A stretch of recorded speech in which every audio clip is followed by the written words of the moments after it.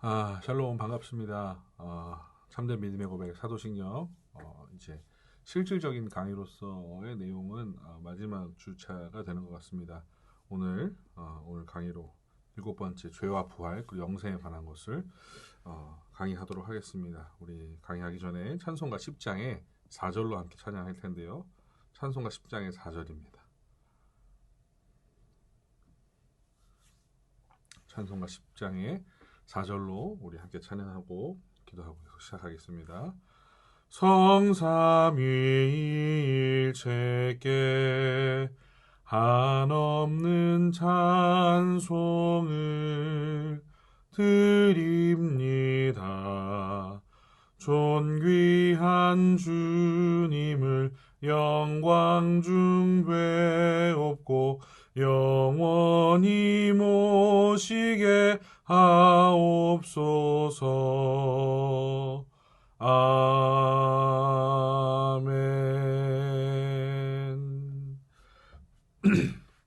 은혜와 사랑이 풍성하신 하나님, 사도신경을 통하여서 우리의 믿음을 점검케 하시고 다시금 하나님 앞에 참된 고백으로 나아갈 수 있도록 은혜 주시니 감사합니다.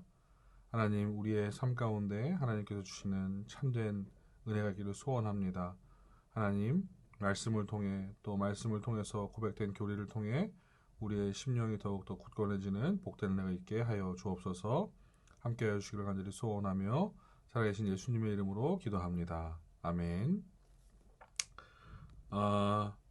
참된 믿음의 고백 사도신경, 오늘은 죄와 부활에 관련된 부분들을 계속해서 이어져 나가게 되는데요. 지난번에도 말씀드렸다시피 성령과 관련된 부분으로 연장된 것입니다. 그래서 죄송합니다. 죄와 부활, 이 영생이 어떻게 또 성령과 연관되는지를 한번 함께 보시면서 이해하시면 더 좋겠고요. 오늘 신조입니다. 죄에 대한 부분을 좀 제가 오늘 강조하려고 하는데요. 죄가 무엇입니까? 웨스트민스터 소요리 문답인데 소요1 문답으로 여러 개 나간 것을 송구하고요. 14문에 등장하는 것이죠. 여러분, 죄에 대해서 우리가 바르게 이해하지 못하면 그리스도인으로서 바른 신앙을 가질 수가 없음을 여러분 좀 이해하셔야 됩니다. 죄는 하나님의 율법에 순종함에 부족한 것이나 어기는 것인데, 이따가 제가 죄에 대해서 한번 더 설명할 때 그 죄의 어원과 관련해서 조금 더 말씀을 드리도록 하겠습니다. 그래서 오늘 죄를 사하여 주시는 것부터 영원히 사는 것, 영생에 관한 것을 잠시 나누겠습니다. 거룩한 본성에 대한 반대가 죄입니다. 즉, 원래 우리가 지니고 있어야 하고 원래 우리가 가지고 있어야 하는 무언가가 존재하는데 그것을 거스르는 것이 죄라는 것이에요. 그래서 이 죄를 우리가 지금 좀 전에 신조를 통해서 봤지만 하나님의 율법, 그러니까 즉 하나님의 말씀에 대해서 그것을 순종함에 부족하게 생각하는 것이나 어기는 것을 죄라고 얘기한다는 것이죠. 그래서 인간이 이런 죄의 상태를 가지고서 계속 살아가는 것이 결국에는 그 끝이 굉장히 잔혹한 결과를 마주하게 된다는 사실을 여러분 알고 계실 것입니다. 왜 그런 것입니까? 그 죄는 항상 결과가 존재하거든요. 왜 우리가 죄를 용서받아야 하는가? 여러분들 요 필요에 대해서 제가 미리 말씀을 드리는 부분이지만 여러분들이 보시는 거룩한 본성의 반대, 죄 1번 문항의 세 번째 죄 용서의 필요할 일인데, 죄 용서가 필요한 이유가 무엇이겠습니까? 여러분 로마서 6장 23절 함께 보겠습니다. 로마서 6장 23절 함께 보시면 로마서 6장 23절에 죄가 무엇인지에 대해서 그리고 죄의 결과가 무엇인지에 대해서 등장하는데 23절 이렇게 기록하죠. 죄의 삭은 사망이요.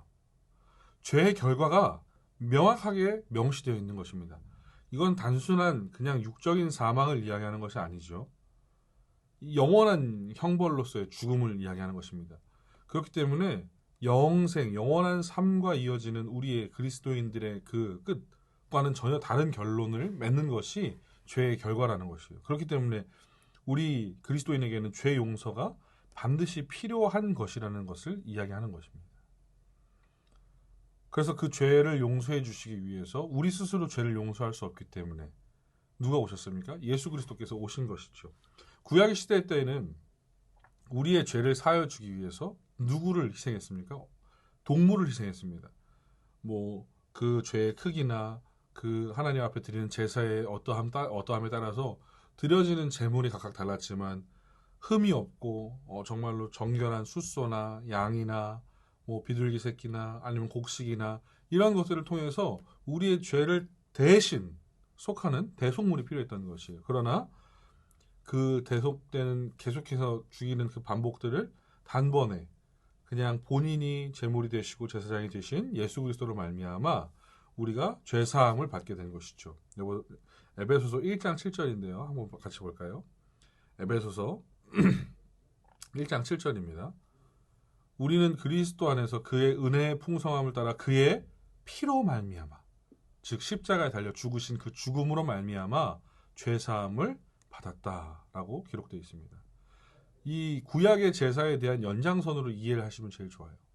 구약은 피 흘림 없이는 사함이 없다라고, 그것에 동일하게 제사를 지낼 때 각을 뜨고 포를 뜨고 그 피를 흘렸지 않습니까? 그리고 그걸 태우고, 이 일을 예수 그리스도께서 십자가의 피 흘리심을 그대로 형상화한 것이죠. 그래서 그런 죽음으로 말미암아 그 죄사함이 우리에게 있다는 것을 증거로 보여주시게 되는 것이에요. 그리고 우리 한 장 더 찾아볼까요? 골로새서 1장 14절입니다. 골로새서 1장 14절. 골로새서 1장 14절의 말씀을 보면 그 아들 안에서 우리가 속리한 곧 죄사함을 얻었도다. 즉 하나님의 유일한 아들이신 예수 그리스도, 독생자 예수 그리스도를 통하여서만 우리가 죄사함을 받았다는 거예요. 즉 우리의 죄를 사해 주실 분이 오직 그리스도 예수뿐이었다는 것을 이 성경을 통해서 우리가 알게 하십니다. 그렇다면 왜 예수님만 가능했을까요? 왜? 여러분들이 뭐 이미 제가 여러 번 말씀드리고 설교를 통해서도 들으셨고 기본적으로 그것에 대한 이해가 있으시기 때문에 충분히 이해하실 거라고 생각하고 말씀드리는 것이지만, 죄를 지은 인간의 죄는 죄를 짓지 않은 인간으로만 가능하게 등가 교환이 가능한 것이죠. 왜냐하면 어떠한 죄에 대해서 그것이 문제 있다라고 얘기하고 그 죄에 대해서 그 죄가 없다라고 말할 만큼의 어떤 값어치를 동등하게 교환하지 않으면 불가능한 것인데, 그것이 사람으로서밖에 될 수 없으니까 그 사람을 찾았어야 했는데 사람이 그 등가를 치를 수가 없었던 것이죠. 왜요? 똑같은 죄인이기 때문에. 그래서 그 영원한 죄가 계속해서 끊어지지 않고 계속 누군가를 대신 그 어떠한 동물을 잡아서 희생해야 되는 상황에서 예수 그리스도의 죽으심으로 완전한 하나님이신 죄가 없으신 그분이 이 땅에 오셔서 우리와 동일한 육신을 입으신 채로 죄가 없으신 상태로 죽으심으로 등가 교환이 된 거예요. 그래서 죄 없으신 그분 예수 그리스도로만 말미암아서 우리가 죄 사함을 입었다라는 사실이죠. 왜요? 영 죽을 수밖에 없는 그 죄의 싹신 사망으로부터 우리를 건져내시기 위해서라는 거예요. 그래서 요한일서 1장 9절입니다. 요한일서 1장 9절은 이렇게 기록합니다. 요한일서 1장 9절은 만일 우리가 우리 죄를 자백하면 그는 미쁘시고 의로우사 우리 죄를 사하시며 우리를 모든 불의에서 깨끗하게 하실 것이요. 만일 우리가 우리 죄를 뭐하면 자백하면. 그래서 죄 용서에 필요와 할 일, 우리가 사망에서 건진받기 위해서 할 일이 무엇입니까? 죄에 대한 자백인 거예요. 우리가 하나님 앞에 우리의 죄를 회개하고 자백하는 것, 그것을 통하여서 우리가 죄 용서를 받게 된다는 사실인 것이죠. 예수 그리스도로 말미암아. 그래서 이것이 우리 가운데 있지 않으면 결국에 그 끝은 그리스도인 하나님을 믿는 사람과 전혀 다른 방향으로 합니다. 왜냐하면 죄, 아까 제가 처음에 말씀드린다고 했던 죄의 원래 원어적인 뜻은 하마르티아라는 히브리어를 씁니다. 하마르티아라는 게 무엇이냐면, 여러분들 우리 아시안 게임이나 뭐 올림픽에 나가면 항상 효자 종목인 종목들이 있는데, 동계가 아닌 하계 때 항상 효자 종목으로 불리는 종목 중에 하나가 바로 양궁입니다. 우리나라가 뭐 주몽의 후예다 그래서 막 이렇게 화를 다 잘 쏘고 막 이렇게 한다는데, 활을 탁탁탁탁탁 이렇게 쏠 때 여러분 관역을 보시지 않습니까? 관역이 이렇게 가운데 제일 중심이 있고 또 그 밖에 이렇게 점점 있는데 활을 쐈을 때 그 관역에 맞췄을 때 그것이 탁 하고 들어가면 뭐 정가운데 들어가면 X10이라고 그러죠. 그 완전 정점에 맞춘 10점이라고 해서 딱 얘기를 하는데 그 맞춘 10점이 아닌 옆에 맞았을 때 뭐 1점도 있고요. 5점도 있고 뭐 이렇게 점수가 있지 않습니까? 그런데 이런 경우가 있어요. 활을 쐈는데 확 밖으로 나간 것이죠. 아니면 옆에를 쳤다거나 그 관역과 상관없는 곳을 맞췄어요. 맞춰야 할 곳과 상관없는 곳을 맞췄던 것. 그것이 하마르티아입니다. 즉 하나님께서 말씀하셔서 우리가 지향하고 우리가 바라봐야 하는 것이 있는데 그것이 이 모습으로 딱 들어가야 하는 것인데 그것으로 가지 않고 비껴나갔다는 거예요. 즉 하나님의 뜻과 비껴나간 것이 하마르티아, 죄라는 것이에요. 하나님이 쏘신 그리스도인이라는 화살이 그 명중하는 곳으로 가지 아니하고 옆으로 빠져나가고 관역을 벗어난 것. 그 상태가 하마르티아, 죄인 것이죠. 즉 거룩한 본성, 하나님께서 지으신 목적대로 살지 않는 그 모습대로 가는 것이 죄의 모습이라는 거예요. 그러니까 즉 하나님과 전혀 상관없는 인생으로 살아가면 그 죄의 결과가 사망이 되는 것이죠. 그러나 그 죄 가운데 영 죽은 우리를 다시 살리시고 건지신 예수 그리스도의 그 은혜가 우리 가운데 있다는 사실입니다. 여러분들이 이 사실을 좀 잘 기억해 주셨으면 좋겠고, 이렇게 우리가 죄 가운데서 사망을 면했다고 하지만 그 사망은 영원한 죽음에 대한 사망을 건진받은 것이고, 우리가 이 땅 가운데 살아감에 있어서 우리의 육신과 우리의 영혼이 있는데 그 육신과 영혼이 함께 있다가 우리의 육신이 다 하는 날, 즉 우리의 그 장막을 벗는 날이 오게 됩니다. 그게 바로 죽음이에요. 죽음. 그래서 우리가 죽고 난 뒤에는 어떻게 됩니까, 여러분들? 죽고 난 뒤에 우리의 몸은 흙으로 돌아갑니다.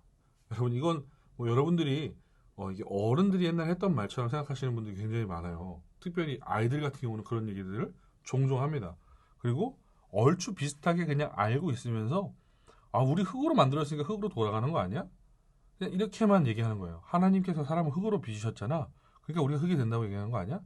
창세기 말씀이 명확하게 나옵니다. 창세기 3장 19절에 이렇게 나오죠. 내가 흙으로 돌아갈 때까지 얼굴에 땀을 흘려야 먹을 것을 먹으리니 내가 그것에 취함을 입었습니다. 너는 흙이니 흙으로 돌아갈 것이니라 하시니라. 하나님이 하신 말씀이에요. 우리가 다른 이 땅 가운데 창조된 모든 것들과 다르게 우리는 하나님께서 친히 빚으셨죠.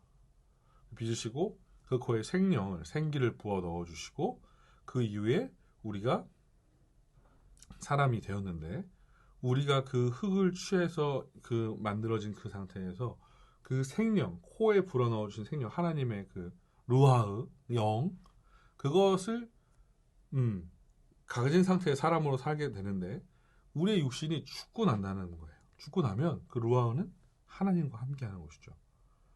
그래서 이 말씀은 창세기에 있는 그대로 우리가 죽고 난 다음에 죽고 납니다. 근데 중요한 것은 우리가 죽은 것으로 끝납니까? 그렇지 않아요. 우리가 사도신경에서 고백하듯이 몸이 다시 사는 것에 대해서 성경은 이야기합니다. 그것이 무엇인가? 부활이죠. 부활을 경험한 사람이 있습니다. 부활을 경험하신 분이 계십니다. 뭐 돌아가셨다가 관에서 이렇게 누워있다가 3일 만에 눈을 떴다. 이거는 죽은 게 아니에요. 죽었다가 살아난 사람 누구죠? 나사로죠. 나사로도 그렇죠. 나사로도 죽었다 살아났어요. 근데 우리의 가장 첫 열매가 되신 분이 누구세요? 예수 그리스도신 겁니다. 예수 그리스도가 부활의 첫 열매가 되시는 것이죠. 완전히 죽으셔서 장사 지내셨잖아요. 우리가 전에 예수 그리스도에 대해서 공부할 때 같이 했던 거 기억하시죠? 장사한 지 4일 만에. 그 일이 왜 확증이라고 했잖아요. 죽음에 대한 확증을 하기 위해서 장사 지낸 것이잖아요. 그런데 다시 살아나요. 왜요? 예수 그리스도께서 살아나심과 같이 우리도 살아나는데 예수님께서 다시 오실 때에 죽은 자들도 부활하기 때문입니다. 여러분 데살로니가전서 4장 16절의 말씀 함께 보겠습니다. 데살로니가전서 4장 16절의 말씀인데요. 예수님이 다시 오실 때의 모습을 사도 바울이 얘기한 거예요. 주께서 호령과 천사장의 소리와 하나님의 나팔 소리로 친히 하늘로부터 강림하시니 그리스도 안에서 죽은 자들이 먼저 일어나고 17절 계속 이으면 그 후에 살아남은 자들도 그들과 함께 구름 속으로 끌어올려 공중에서 주를 영접하리니. 아멘. 죽은 자들이 다시 부활한다는 것입니다. 부활이요? 나 흙으로 다 돌아가서 몸이 썩어서 죽었는데 나 그러면 다시 흙이 된 거 아닙니까? 여러분들 뭐 이장 해보신 분 계십니까? 저는 얼마 전에 또 선산을 갔다 오고 그랬는데, 예, 제 조부모님, 조부모님의 그 유골을 제가 다시 정돈을 하는 일이 있었는데, 뭐 저희 할아버님은 돌아가신 지가 40년이 넘어서, 제가 뭐 유골을 만질 것도 없었고요. 뭐 가루도 거의 찾기가 어려웠습니다. 이게 그 가루였다, 요게 그 흔적이었다, 뭐 이렇게 뭐 그분들은 보고 아시더라고요. 전문적으로 이장을 하시는 분들은. 근데 저희 할머님은 돌아가신 지가 이제 19년 정도, 20년 좀 안 되신 것 같은데, 그렇게 돌아가셨는데, 20년 더, 23년 되셨네요. 더 되셨네요.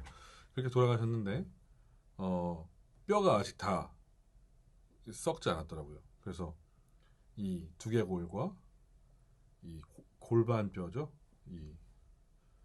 그 뼈들이 남아 있어요. 치아도 그대로 이게 남아 있는 걸 봤는데,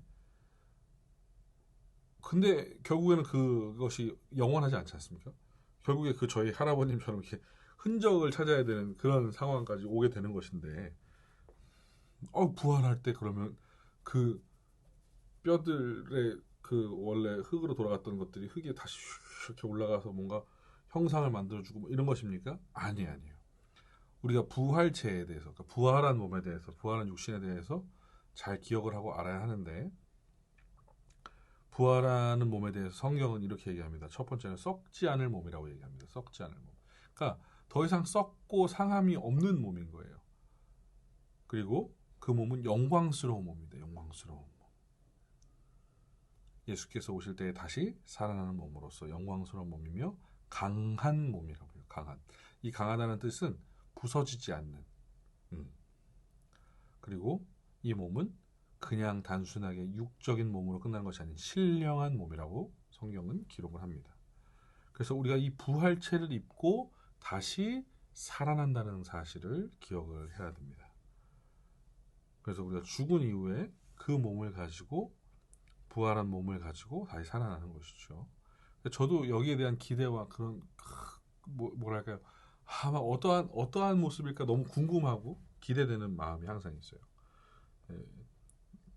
어떻게 제 인생에 가장 좋았던 시절로 이렇게 되는 것인가, 이런 생각도 하고 하는데, 확실한 것은 그 부활한 몸은 썩지 않고 영광스러우며 그리고 강력하고 그리고 신령한 것이다라는 것만 성경을 통해서 말씀하고 있기 때문에 우리가 그것을 확실하게 믿는 것이죠. 그리고 제일 중요한 것은 그 몸을 가지고, 우리가 그 몸을 가지고 부활한 상태에서 저 천국에서 우리가 어떠한 삶을 누리는 것이냐? 영원한 삶을 누린다는 거예요. 영원한 삶. 그 영원한 삶은 그냥 비단 영원한 삶, 끝나지 않는 삶. 그래서 뭔가 이게 무슨 개념이지? 라고 생각할 수 있는 그런 막연한 궁금증과 어떤 답답함이 있는 그런 영혼이 아니라는 거예요. 왜냐하면 우리는 인간이지 않습니까? 인간이기 때문에 굉장히 유한해요. 여러분이 알고 있는 것이 정말 지식이 방대하고 탁월하고 대단하다고 할지라도 여러분이 알고 있는 정말 지극히 작은 중에 작은 것이라는 것이죠. 여러분, 우리가 지금 아는 사람들 중에서 가장 오래 사신 분이 몇 살인지 모르겠지만, 저는 제 친구의 할머님이 106세십니다. 106세. 제가 아직도 기억나는 거 103세 때, 103세 때, 그 집에 가서 다 같이 식사를 했어요. 친구들 초청을 해갖고, 친구들도 같이 가서 식사를 했는데, 그때 제가 이제 안수 받고 막 그 이후의 시기여서, 자기 이제 손주잖아요. 너무 이쁘지 않습니까? 근데 그 손주의 친구가 목사가 됐다고 목사님 기도해달라고 그랬었어요. 그 어르신이 지금 살아계신 분이 제 잘 아는 106세 어르신인데, 중요한 사실은 그 106세 어르신도 항상 하는 얘기는, 난 아무것도 아니야. 난 점 같아. 이런 얘기를 종종 하세요. 그분은 신앙이 있으십니다. 그 집안 자체가 신앙이 있어요. 그렇게 말씀하신다는 거죠. 내가 아무리 많이 살아도 여전히 모르는 것이 있고 여전히 보지 못하는 것이 있고 여전히 한계가 존재하는 인생이라는 것을 안다는 거예요. 그러니까 즉 우리가 생각하는 영원이라는 것은 우리가 생각하는 그냥 어떠한 계속해서 있는 길어진 뭔가 이런 개념이 아닌 것이죠. 하나님의 시간과 우리의 시간이 다르듯이 우리가 우리의 시간이라는 그 크로노스라는 시간 가운데 있다가 하나님의 시간으로 가는 카이로스로 가는 그것이거든요. 그 시간으로 우리가 향하여 갈 때에 우리가 가진 개념과 우리가 가진 생각으로 그것을 정리하고 끝낸다? 불가능한 것이라는 거예요. 그렇기 때문에 우리가 이제 영원히 사는 것을 믿사옵나이다 라는 이 고백을 할 때에 그 영원한 삶이 무엇인지에 대해서 우리가 조금이라도 좀 이해할 수 있기 위해서는 반드시 이 구절을 기억을 해주셨으면 좋겠는데 계시록입니다. 계시록 21장이에요. 계시록 21장 이 말씀입니다. 계시록 21장에 3절로 4절 제가 읽겠습니다. 내가 들으니 보좌에서 큰 음성이 나서 이르되 보라 하나님의 장막이 사람들과 함께 있음에 하나님이 그들과 함께 계시리니 그들은 하나님의 백성이 되고 하나님은 친히 그들과 함께 계셔서 친히 그들과 어떻게 계신다고요? 함께 계셔서 네. 그래서 어떤 결과가 있느냐?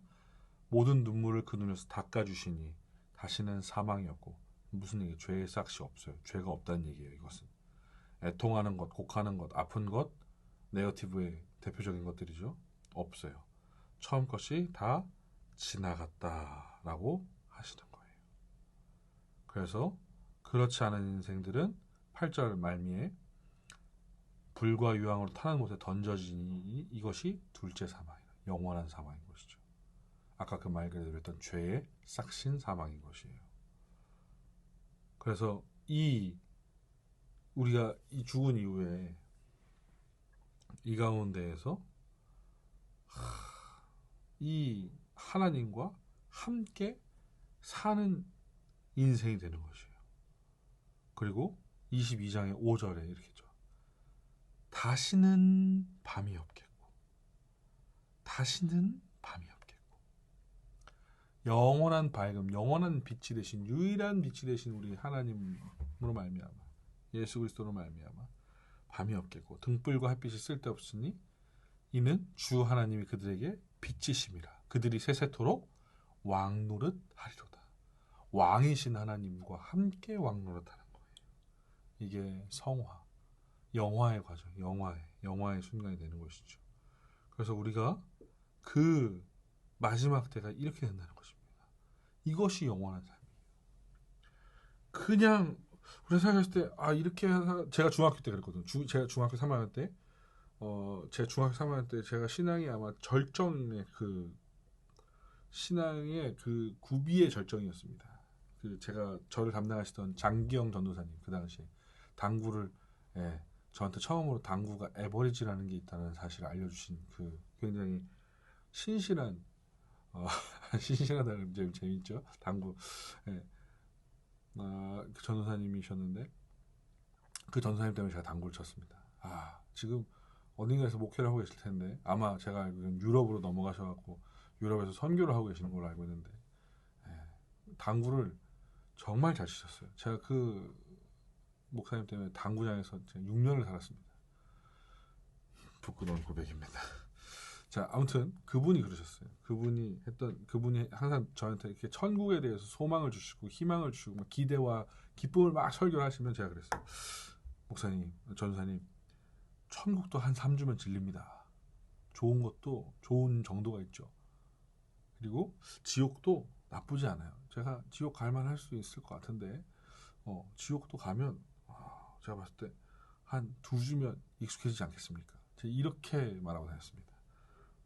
지금 만약에 제가 가르쳤던 애가 저한테 그렇게 했다 그러면 제가 아마 귓방맹이를 막 그냥 했을 텐데 그분은 저한테 마지막까지 큐대를 들고 사랑을 전하셨는데 영원한 그 삶에 대해서 우리가 그 생각을 여러분들 조금 바꾸십시오.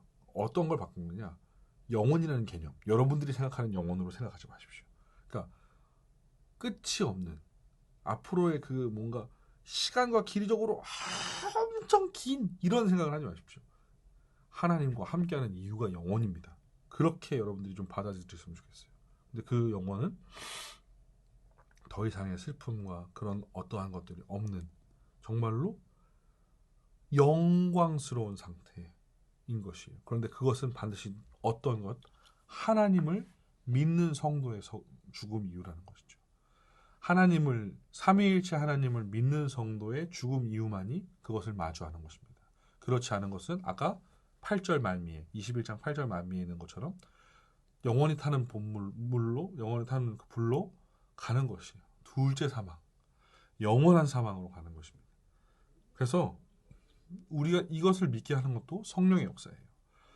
여러분 천국이 소망되지 않고 지옥이 두렵지 않으면 여러분 안에 간절하게 좀 간구하십시오. 성령이시여 내가 이것에 대해서 밝히 깨달을 수 있는 은혜를 좀 더하기를 여러분 구하셨으면 좋겠어요. 이것이 두렵고 떨리는 마음으로 여러분들 가운데 있어야 합니다. 그리고 그 천국이 소망되고 기대가 되어야 해요. 왜요? 내가 이 땅 가운데서 누리지 못한 누려볼 수도 없었던 어떤 그런 은혜의 편린조차 제가 봤을 때는 제가 이 땅 가운데 누렸던 은혜가 요만큼이었다면 아니요 이만큼이었다면 이건 그 천국에서 누릴 은혜의 부스러기조차 안 되는 것 같아요. 제가 기대하기는 그렇습니다. 그것이 참된 천국이 주는 기대와 소망이라는 것이에요. 여러분들이 그것을 갖고 계셨으면 좋겠고 아까도 말씀드렸지만 사망 없고 애통하는 것, 곡하는 것, 아픈 것이 다시 있지 않는 네거티브가 전혀 없는 것이죠. 왜요? 우리가 하나님과 같이 되어 왕노릇하는 것이 됐기 때문에. 즉 우리가 원래 성경에 보면 하나님을 보면 어떻게 됐어요? 죽었어요. 그래서 모세가 하나님을 만나러 때 시내생활 때 그 천으로 얼굴을 가리죠. 그럼에도 불구하고 머리가 휘어졌습니다. 그러나 우리가 하나님의 얼굴을 배웠고 다시는 밤이 없는 하나님의 영광의 빛이 비추는 그곳에서 우리가 하나님과 함께 세세토록 왕노릇하는 곳. 그곳이 천국, 영원한 삶을 우리가 얘기하는 거예요. 우리가 그것을 믿기 때문에 우리가 이 땅 가운데 소망을 다 두지 않는 거예요. 이 땅 가운데 조금 내가 부족한 듯 살면 어때요? 내가 조금 연약한 듯 살면 어때요? 내가 이것이 다가 아니고 저 천국에 소망이 있다는 사실을 아는데 내가 영원한 삶을 살 거라는 것을 아는데 영원한 삶이 뭐예요? 길고 막 이게 아니라 하나님과 함께 하나님과 동행하며 하나님과 함께 왕노릇하는 더 이상의 슬픔도 아픔도 그 모든 것이 사라진 그러니까 이것에 대해서 소망을 갖는 것이 매우 중요한 사실이에요. 그래서 이런 것들을 가지고 있는 인생은 탄식과 그런 절망이 입에서 떨어져 나가게 되는 것이죠. 그렇기 때문에 마지막에 그 초대교회 그 사람들이 초대교회 우리 성도들이 그 환난과 핍박 속에서도 마라나타를 외치면서 감사로 나갈 수 있었던 것입니다. 그래서 그 사실을 기억하셨으면 좋겠어요. 그래서 이 영원한 삶을 바라보시는 그 부활의 몸으로 영원한 삶을 살아가는 것이 나의 마지막 때임을 내가 알고 기뻐함으로 내가 그 믿음으로 삽니다 라고 고백할 수 있는 여러분들이 되시는 것이 사도신경의 말미를 정리하는 것입니다. 그리고 특별히 이제 제가 죄에 대한 부분을 조금 더 강조하고 싶은데 여러분들 죄를 깨닫게 하시는 건 누구의 역할입니까? 성령님의 역할입니다. 하나님의 율법 가운데서 비껴져 나갔다는 사실을 깨닫게 하시는 것이 성령의 역할이라는 것이에요. 그리고 그 성령께서는 우리가 예수 그리스도로만 말미암아 죄 가운데에서 건진받을 인생임을 깨닫게 하십니다. 어떻게요? 들음을 통하여서 우리가 믿음을 갖게 할 때 그 믿음 가운데 역사하시는 성령님 예수 그리스도를 믿게 하시는 것 그것이 성령의 역사예요. 성령의 역사. 그냥 우리가 다짐한다고 해서 되는 게 아니에요. 제가 호스피스 얘기했잖아요. 돌아가시 전에 그런 분들 다 고백할 것 같지만 그렇지 않다는 거예요. 성령의 역사 가운데 그것을 고백할 수 있는 것이 은혜인 것입니다. 그리고 특별히 제가 여러분들 이 부분은 죄에 대한 부분들은 제가 여러분들한테 조금 이렇게 추천을 좀 드리고 싶은 책이 한 권이 있는데요. 제가 너무나도 좋아하고 그분들을 더 연구하고 싶어하는 사람으로서 청교도 고전 중에 한 권을 좀 소개를 하겠습니다. 토마스 보스턴이라는 목사님이 계십니다. 정말로 탁월한 분이세요. 정말로 이 토마스 보스턴 목사님의 책은 목회를 통해서 인간을 참 잘 들여다보신 분이다라는 생각이 들 정도로 정말로 어렵지만 깊이가 있지만 그래도 그 깊은 통찰을 통해서 우리에게 다시 말씀하시는 것이 명확한 책인데요.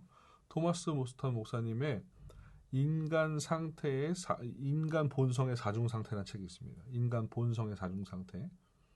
이것이 어거스틴의 인간의 그 죄성을 다룬 그 내용을 정리한 내용인데요. 목회 활동과 현장 가운데에서 있었던 내용을 토대로 정리를 해서 다시 얘기한 겁니다. 그래서 이 책이 지금 부계사에서, 부흥과 개혁사에서 나와서 있는 책인데 뭐 그렇게 비싸지 않습니다. 25,000원, 2,000원 이 정도면 아마 구입을 하실 수 있을 거예요.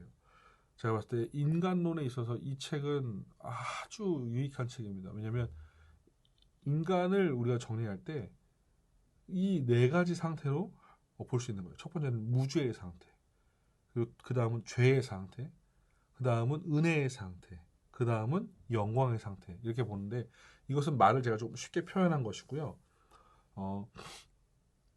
어거스틴이 썼기 때문에 어거스틴이 쓴 표현대로 그대로 한다면 첫 번째는 죄를 지을 수 있는 상태, 죄를 지을 수 있는 상태, 그리고 죄를 지을 수밖에 없는 상태.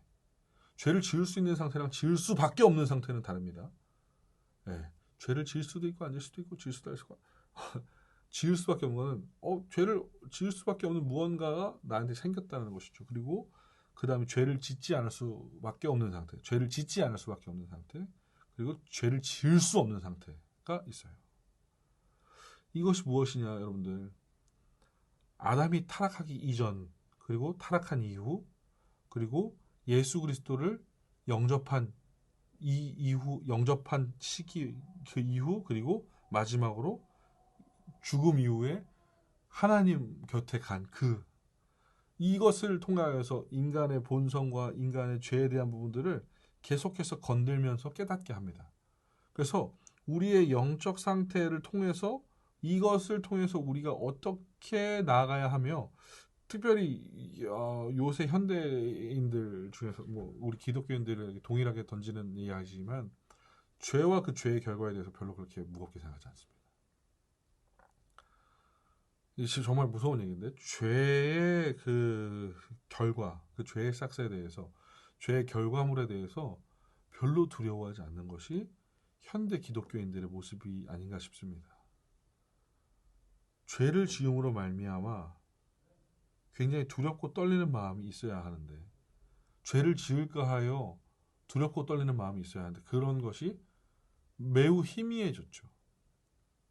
특별히 어떤 사람들은 이렇게 생각을 하는 사람들도 있습니다. 내가 죄를 평생 지어도, 내가 죄를 아주 대놓고 까질러 지어도 나중에 내가 예수를 믿고 회개하면 그만이다. 이런 무분별한 신학과 신앙의 말들을 굉장히 저는 무섭다고 생각하는데요. 일단 예수 그리스도를 인격적으로 만난 인생, 그러니까 즉 제가 좀 전에 말씀드린 그 상태로 보면 은혜의 상태, 예수 그리스도를 믿는, 죄 용서함을 받은 이후의 상태, 그리스도인의 상태는 이 토마스 버스턴 목사님의 정리에 따르면 죄를 짓지 않을 수 있는 상태예요. 즉 죄에 저항할 수 있는 상태가 됩니다. 예수 그리스도의 은혜가 그 죄보다 훨씬 더 강력하기 때문에. 그런데 그것을 알고도 계속해서 죄를 지을 수 있다는 면죄부가 나한테 씌워진 것처럼, 난 예수 그리스도가 있으니까 죄를 지어도 나중에 결국 천국 갈 사람이야 라고 하는 것은 예수 그리스도의 은혜를 잘못 이해한 사람, 즉 바르게 깨닫지 않은 사람이라는 거예요. 바르게 믿는 사람은 이런 결론이 나오지 않습니다. 바르게 믿는 사람은 경외가 생깁니다. 경외는 단순히 공경하는 마음이 아니에요. 두려움이 반드시 존재합니다. 하나님에 대해. 나를 십자가의 그 공로로 말미암아 살리신 예수 그리스도의 은혜를 아는 사람은 하나님께서 내게 어떤 분이신지를 명확하게 안다는 것이죠. 그 하나님이 어떠한 분이신지를 제대로 깨닫는 사람이 되는 것이에요. 그런데 그걸 알면서 죄를 짓는다? 제가 봤을 때 영원한 형벌이고, 그거는 제가 봤을 때 그래서 아무튼 여러분들, 이 크리스천에게 굉장히 선한 영향을 주신 고전입니다. 부흥과 개혁사에서 쓴 책인데, 그 번역한 책인데 꼭 한번 읽어보시기를 바랍니다. 그래서 여러분들이 정말로 단순하게 죄에 대해서 그냥 죄 사하여 주실 것이니까 나는 별로 그렇게 죄에 대해서 그렇게 관여하지 않겠다. 나는 좀 이렇게 죄에 대해서 좀 스무스하게 넘어가겠다. 이것이 아니라 죄에 대해서 경각하고 있어야 돼요. 그리고 이 죄를 사하여 주시는 것에 대해서 우리가 믿는 것은 우리가 발버둥 쳐도 넘어질 수 있을 그 죄에 대해서 우리가 자책하고 더 탄식할 때 그럼에도 우리가 다시금 우리를 회복시키실 죄에서 건지시고 사하실 우리의 죄를 우슬초로 맑게 하실 그 예수 그리스도를 믿는다 라는 사실을 얘기하는 것이지 난 또 죄 져도 돼 난 또 죄 져도 이거 아니라는 거예요. 그래서 그 부분에 대해서 여러분들 잘 정리하셔서 여러분들 마음에 갖고 계시기를 좀 바라봅니다. 그래서 오늘 이 죄를 사해 주시는 것 그리고 부활에 대한 것 그리고 영생에 대한 것들 여러분들 그렇게 묵상해 주시고 제가 부활과 영생에 관한 것을 더 길지 않게 한 이유는 여기에 대해서 실제로 길게 따로 빼서 할 경우에 2주 내지는 한 3주 정도를 더 필요로 할 만큼 많은 이야기들을 하고 싶어서 그런 부분들이 있는데 오해 아닌 오해를 하실 수 있는 분들이 좀 계실 수 있을 거라고 생각을 해서 여기에 대한 질문이 혹시나 더 있으신 분들이 있다면 저한테 언제든지 문자 메시지를 통해서 뭐 이메일을 통해서 보내주시면 제가 확인해서 피드백을 드릴 수 있도록 하겠습니다. 그래서 다음 주에는 저희가 이제 마지막 8과 마무리를 진행할 텐데 여러분들이 지금 전능하사부터 시작해갖고 사는 것을 믿사옵나이다까지 보았지 않습니까? 그럼 여러분들이 지금 체크업 안 한 게 무엇이 있죠? 아멘이 있어요. 이 아멘에 관한 것을 같이 함께 진행하고 다음 주에 마무리하고 종강 관련된 내용 정리해서 나눌 수 있도록 하겠습니다. 여러분들 아무튼 오늘도 또 듣느라고 수고 많으셨고 여러분들의 삶 가운데 정말로 이 사도신경의 마무리까지 참된 고백으로 또 그렇게 살아내시는 삶의 고백으로 나아갈 수 있는 은혜가 있기를 바라봅니다. 다들 들어주셔서 감사합니다. 수고하셨습니다.